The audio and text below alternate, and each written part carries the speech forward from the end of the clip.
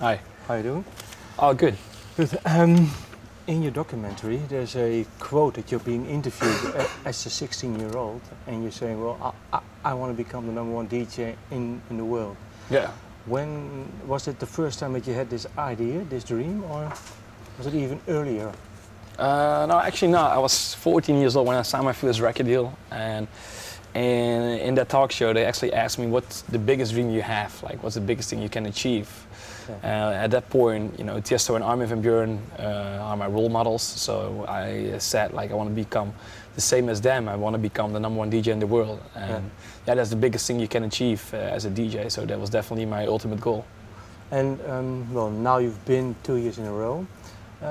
Was it everything that you've dreamed of when you were a young kid, or was it better or worse? Or well, actually, the funny thing is, I wanted to achieve that because my role models achieved it, and I never thought about what it actually was and what it actually, what it was to become a #1 DJ, and the pressure it takes with it, and everything that comes around it. I never thought about that, and when it became, it was like, ooh, everything is changing. You know, the whole world is changing around me now, and.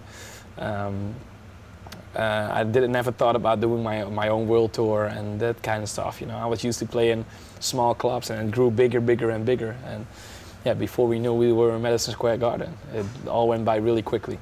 What was the biggest change for you once you were the #1 DJ? I think the biggest change when I became #1 DJ is that actually I didn't change at all, but the whole world around me changed. Like, people around me changed. They approached me differently. They saw me differently. All of a sudden I was famous, but I was still the same guy making the same music, playing the same DJ sets. It's just the media, how they put me through it. Was it hard? Or easy maybe? Or? No, it was not easy, not really hard. It was different. I had to get used to it. People saw me differently. All of a sudden there were sponsorships, and people saw me as a famous person. So yeah, that was kind of different in the beginning. All of a sudden I had to take pictures when I go out with friends to a bar, you know, like a local bar. I've been there for the last 12 years, and now all of a sudden I had to take pictures with people there. And what did it do to your music? Actually nothing at all, you know. I think it was, for me, the perfect timing before I released my first artist album. It took me 4 years to finish the album. So yeah, it was quite a journey before I actually finished the album, and I'm really satisfied with the album. And with my music nowadays, nothing actually really changed for what I did back then. You know, I think my music just evolved in a natural way. What was one high point the last 2 years, and then one low point? But what was good for you? What happened the last 2 years? I would definitely say the whole I Am Hardwell World Tour, the first one. It's definitely a high point, definitely Madison Square Garden. Why? Sorry? Why? Why? Because Madison Square Garden is the most iconic, legendary venue in the world, you know. I literally performed in the same venue as Elvis Presley, the Beatles, Madonna, even like Justin Timberlake, the new generation, with like all the legendary artists in the world performed there. And I could say I did it as a DJ as well, so that's definitely a big milestone for me. And the tour, you said? Yeah, it's a whole tour. We ended the tour in Madison Square Garden, so we've been in over, if I'm not mistaken, 18 countries with the world tour. And yeah, it's definitely been an amazing journey. We've always been in every continent. Can you say that reactions in every country, that they are the same, or are there different reactions to your music in different places? No, every country is special. Like, there's no, you can't say that every country has the same atmosphere, or like, every country is different. You know, the language they speak, the culture they have. Every country has its own beauty, and I think that makes my job so much fun. You know, you're playing for completely different people every night, like people with completely different mind states, and still they are united because of the music. Is there one country or maybe one reaction that was totally different than you were used to? Maybe that you can share? Well, I think if I have to talk about the documentary, I would definitely say India. There were way too much people on the festival. They climbed over the walls. There were 10,000 people above capacity in that venue, and yeah, just how enthusiastic those people were and how energetic. It was definitely a show that I will never forget. And was there something, well, maybe a low point, or maybe something that was hard the last 2 years for you? I think, yeah, becoming the number one DJ was on one hand kind of a low point because I had to deal with a lot of criticism at that point. You're becoming the number one DJ in the world, and everybody has an opinion if you're the number one DJ.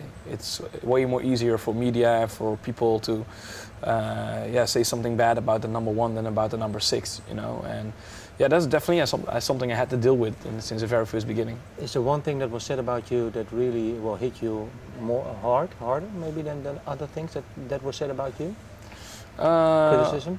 Yeah, I think it's a part of the documentary as well. But when my show got cancelled in Edinburgh because of something that happened in Belfast, outside of the venue, security declined a couple of people because they were too young and too drunk to enter the venue. My show was perfectly, like nothing happened, no fights, no drug abuse, nothing. Was a perfect show.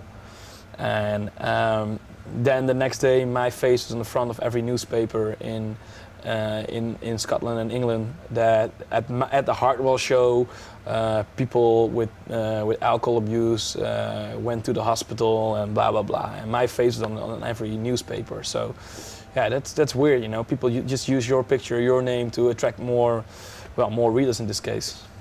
And how did you cope with this? You can do really nothing about it. You know, media always has like the last word. You know, who am I to say it's not true? If they write, it's true. Yeah, but if the newspaper writes it, it should be true. You know, but a lot of people don't realize it's just one guy that's actually writing the article without checking his facts. For example, this week the new number one DJ will be released. Maybe it is you again. What if it is not? Is it hard for you, or is it easy, or?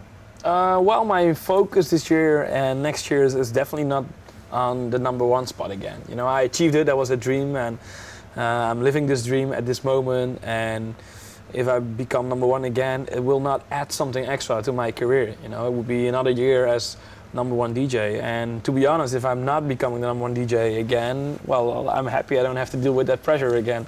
Okay. So maybe it's even good for you. This November there will be a remix album, United We Are. Can you share maybe some DJs or producers that worked on your music for this album? Yeah, we have actually a really diverse remix album, a lot of different music styles. Mm-hmm. Frankie Rizard did an amazing remix, Armin van Buuren is working on it, Vicestone, W&W, a lot of other names. As I said, it's a really wide range of different music styles. And did some people really surprise you what they did with your music? Yeah, I would definitely say the Vicestone remix is really surprised me. And in what way? Musically, because they approached the remix completely different as I expected them to do the remix. So yeah, that really surprised me. It's more musically and more down tempo. And I haven't heard the Armin van Buuren remix yet, but I think he will definitely nail it. Yeah, can't wait to hear that. Well, you said you've achieved being a number one DJ. Music-wise, being a DJ, what other goals or dreams do you have? I think as a DJ, I achieved basically everything I could achieve in a DJ career. I've been voted several times as number one DJ now, and I did my own world tour, second world tour still going on, and for next year I definitely want to focus more on my producer side. And if I'm focusing on my producer side, I would definitely dream about a Grammy. That's the biggest thing you can achieve as a producer. Will it be your own music, or will you also producing maybe other artists too? Or I would never say never. Yeah, definitely. I've been approached a couple of times to work for other artists. I never had the time because I was constantly on the road and touring with my Hardwell show. But in the future, I would definitely say I will produce for other artists as well. Can you share names that have approached you, or? I can't say that. You can't say that. But if there are people that you would like to work with, maybe do you want to make maybe you want to make crossover to pop or maybe even other genres? Oh or- yeah, as a producer, I'm open to do anything like more pop stuff. I'm not talking about Hardwell, but just me as a producer, Yeah. I would say would definitely like to work on especially different stuff. You know, I've been so long in this dance music scene, and I would definitely continue with Hardwell and make my dance songs. But I think for myself as a producer to actually maybe explore my own abilities as a producer even more is definitely a way to produce different music. So even maybe standard, but maybe achieving a good pop song, let's say a 3-minute pop song for Yeah. well-known artists, yeah? Yeah, definitely. And have you already written some songs in that format, or? Yeah, definitely. Yeah, there's a lot of that stuff going on already, and yeah, I never seen the daylight so far, but we're still working on a lot of pop tracks now. Okay, and is there one act that you would like to work with? A lot of acts. Like I'm looking up to a lot of artists. Well, especially as a producer. But if I have to pick one name, I would definitely say Pharrell Williams. That's definitely a guy I really admire. Why? In every single way, he writes his own songs. He has thoughts about his music videos. He's an amazing guy in every single way. How he is, even with charity and everything. Sings himself, writes himself, producing his music himself. He's like a full man in everything that he does. Okay, last question. How long will you be how long do you want to continue touring the world and being DJ Hardwell? Is it something that you want to go on forever, or is it for you, well, maybe when I'm 45, 50, I don't know? I would never pick an age for retirement. No, every time when I get on stage, I still have the same butterflies in my stomach. And well, if they are still there, I will get on stage and play my music definitely. Okay, and a new artist album?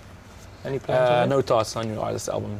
I would definitely, there's a second artist album coming, but Okay. I would definitely say not next year. So at least at 2017. Okay. Thank you for your time. Thank you. Thank you.